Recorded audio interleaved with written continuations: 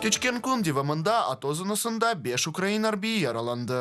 Энкердин вазиет Мариуполь юнелешінде үкім сүрген еді. Мында ишгалжының ордулары Маринкаға таба ағыр силяндан үджім еткен еді. Красногоровка Новотроицкая водяное тарафында фааль суретте снайперлер çalışты. Донецк юнелешінде джанкеверлер хафиф силяндан атыш ачқан еді. Фақат иш bu атышлары чоққа сүрді.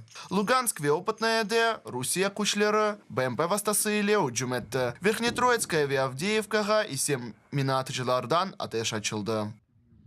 Луганский напрямок. Луганск юнелеші кечкен күн дивамында ишгалжилері кекере минатычылардан атыш ачқан еді. Бірінші сефер Крымская еге күндіз саат 4-лерге яқын. 3 сааттен сон исе Новоалександровкаға. Дженкеверлер атыш тоқтатуф режиміні да сефер Крымская Катериновкаға гранатычыларының вастасы иле бозған еді.